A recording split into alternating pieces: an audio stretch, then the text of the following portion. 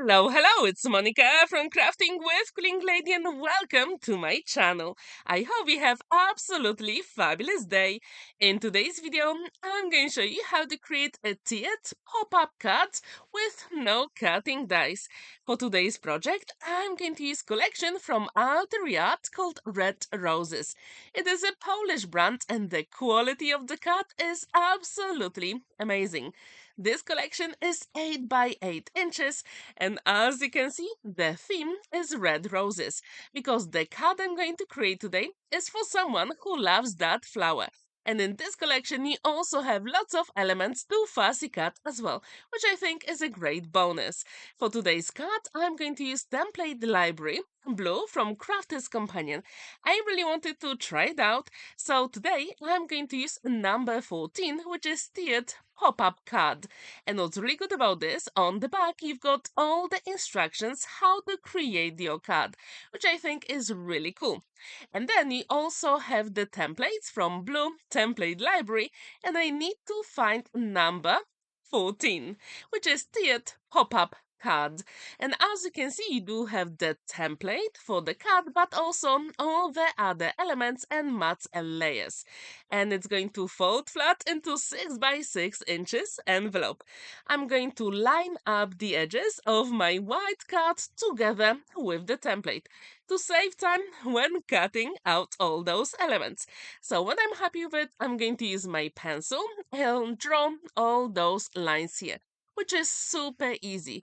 To be honest, I was very surprised how easy it is to use. And as you can see, not only it is quick, but then you can choose whatever you want to decorate your card. So my card base is ready. Now we need to create some other panels to have that pop-up element. And here it didn't really fit here, so I decided to get another piece of card. And this is really cool because you do have some leftovers. So here I'm just trying to draw it, and then I decided no, let's use a different piece of card. So first I'm going to fussy cut my base, which is super easy. All you have to do is to follow your pencil mark. If you haven't seen my card from yesterday, where I created really cool diamond squash card, the link is at the top right corner. And don't forget that I also have a giveaway on my channel with the new White Elegance collection, and I'm going to leave that link at the very end of this video so you can check it out. I'm going to take the template out of the book and I'm going to use a different piece of white card. If you want, you can use 220 GSM, and I think that'll be just perfect to create this card, because in the end, it's not going to be that bulky. Have you ever created a tiered pop-up card? If you haven't, I really hope I will inspire you. Also, at the end of this video, I'm going to leave a link to my other video where I created this card as well, so you can check it out. So now I need one more last panel, and when they are ready, I'm going to fussy cut them as well. So as you can see, there is still some space on my card, so I can use it for future project. I'm going to fussy cut it. If you want, you can also use a trimmer to make it super straight. However, I do like fussy cutting. That's why I'm going to use my scissors from Crafter's Companion. And here also have the scoring lines, which is very important when creating any fancy folds. So all you have to do later is to get your scoring board, put your element, and then use your bone folder or scoring tool. And then all the elements will fit perfectly. I don't really use that template library very often, but to be honest, I'm very happy with the result. I wonder, do you have your template library from Crafter's Companion? If you have, please let me know how many projects have you created, and do you have your favorite? I really wonder. Now I'm going to use my scoring board, and as you can see, the black line on it makes it super easy to follow the score line. So I do recommend, if you have a scoring board, create that black line. It makes your job so much easier. So when those elements are ready, just to make sure every single element will be professionally finished, All we have to do is to use an eraser because I don't want anyone to see my pencil marks. And of course you can do it. So as you can see, all those elements for the card base are ready. Now it is time to erase some elements. And as I told you, recently I launched my new collection called White Elegance. And if you'd like to get it for free, the digital collection, check my first video of this series because the giveaway finishes on the 10th of May 2024. So now when those elements are ready, all we have to do is to get rid of all those eraser elements and we can fold those scoring lines. And I do recommend you use a bone folder or scoring tool to make your job easier. And as you can see, this card is going to fold flat, which is absolutely amazing. And I do like to create fancy folds. I think they are so unusual. And the recipients always like them. Do you have your favorite fancy fold? I also wonder, have you tried that tiered pop-up card? If you haven't, I really hope you'll feel inspired. Now it is time to create some mat and layers, so I'm going to use the beautiful design papers from Red Roses collection from Altair Art. And I absolutely love all those at the very top. So I'm going to use it for one of the elements. Actually, the biggest one. And what's really good about this collection, it also has some gray as well. And I do think that red and gray really go well together. Again, I'm going to try to line up the edges of my card with the stencil here. And this way you only have to cut two lines, which I think is really cool. And as I told you, you can also use a trimmer to make your job easier. Over here, I decided just to use scissors because in the end it is a pretty quick card to make anyway. So now it is time to create three other elements and I really like to use that beautiful lace on the grey background. And my trick here with creating mats and layers is to turn over your cardstock so this way you don't have to erase the pencil marks, which I think is really cool. And it will save you time anyway. So when this is ready, all we have to do is to create two more other panels. And in this collection, Red Roses, you've got so many beautiful design papers, and all of them just work so well together. Do you like to use red in your card making? Because to be honest, I'm not a huge fan of using red in my paper crafting projects. However, this collection is simply stunning. Have you ever heard about Altair Art or any Polish brands? If you haven't, I really hope you'll check it out.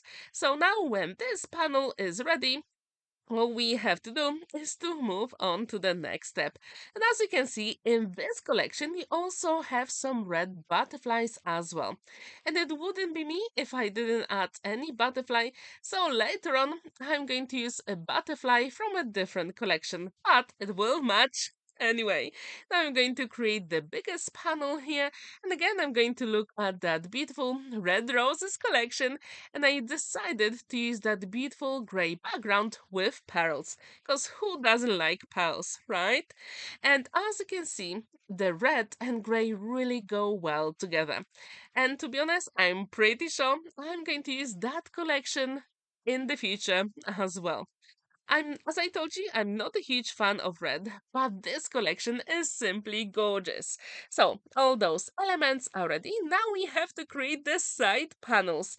And again, I decided to use some beautiful red roses for it because I really wanted to have that interest. So here, I'm going to use the border from that beautiful design paper.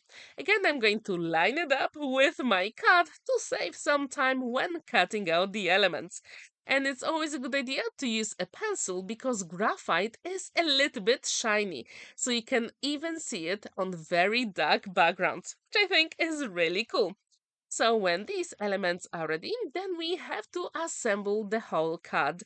And if you know me, you know how much I love using my liquid glue.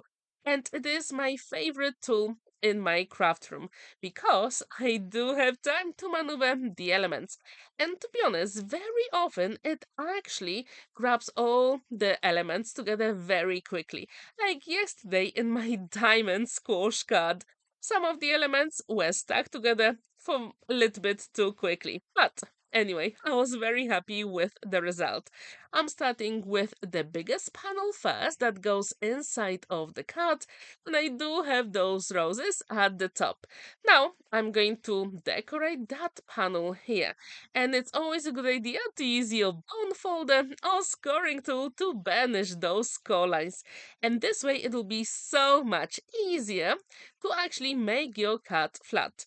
Now, let's see and do the same thing with all the other elements, which means burnishing all those score lines. Now, I'm happy with how those elements work together. I really wanted to alternate the red and the gray, so this way I'm going to have a little bit more interest on my card. So now I'm going to adhere those beautiful side panels. And what do you think about that gray and red together? Do you like that color combo? Please let me know in the comments down below. And I also wonder, have you ever used that combo in any of your paper craft projects?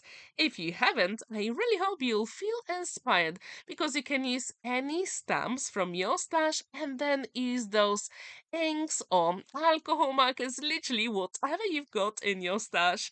Here I decided to add a little bit of cotton lace on my panel just for extra interest. So I took it from my stash and I'm going to apply a little bit of liquid glue. And then when this is ready, I'm going to put it on the biggest panel. As you can see, it is super simple to do. So I'm going to apply a little bit more liquid glue and then assemble the panels together. Now I'm going to put the glue on the flap here. I'm going to line it up with my scoring line and then push the side here. Super quick and simple. All you have to do is to make sure all the cuts or elements actually line up at the very bottom. And this is very crucial if you want your card to be professionally finished. Again, I'm going to line it up with the end of my biggest panel, then I'm going to fold it, and as you can see, it has the same cut at the bottom. They always have to line up. So now we have to do the very last panel, the very bottom one. Again, I'm going to apply that beautiful and the best glue, and I'm going to put that element on our base and then put some glue on the flap. As you can see, they line up just perfectly. So if you do have template library from Crafter's Companion in your stash, I really hope you'll feel inspired, take it out and create some beautiful fancy folds or boxes. I'm very happy with my purchase and now I'm definitely going to use it more often. So as you can see, the cut is completed. All we have to do now is to decorate it a little bit, and it really folds flat into 6 by 6 inches envelope, and it has lots of dimension, which I absolutely love, and it stands proudly on a flat surface. Now here I've got the sentiment and also the number. With the sentiment, I stamped it with Versamark ink and I use black embossing powder. So it has that beautiful shine, and I actually use a cutting die that matches the sentiment.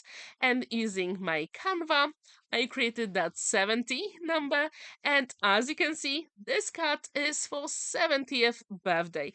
Now I'm going to fussy cut some of the roses and beautiful leaves and put them on the card. And I think all those elements to fussy cut are simply amazing. Here, I decided to add some dimension. I know the card is going to fold flat, but I'm going to place that double-sided foam adhesive and it won't actually disturb any of the fold here, which I think is really cool. So if you want to make sure it's going to fold flat, do a dry run first. So no one is going to be folded on each other. So when this is ready, I'm going to add some leaves, and then, as you know me, we're going to need a little bit more embellishments. And as I told you earlier, I'm also going to use a butterfly from a different Altair Art collection, because I think the other green butterfly works so well with all those beautiful flowers and leaves because it's slightly lighter color. So now all the dimension is ready. All we have to do is to finish it off. So here's my butterfly. I'm going to actually beautifully shape all the wings of the butterfly, and this way it's going to have even more dimension. I'm not really sure how much you can see the difference in green color here, but in real life it is simply gorgeous. And as you can see, all the dimension on the roses is just perfect because we can fold the card beautifully. Now it is time to add some pearls and the cut is complete. Super quick, simple, it stands proudly and there is plenty of space to write your message on the back. And that's exactly what I did for that 70th birthday card. Thank you so much for watching and spending that time with me. Don't forget to check those two videos here, one with the giveaway and one with another tiered pop-up card. Have a wonderful day and see you in my next video. Happy crafting! Bye for now!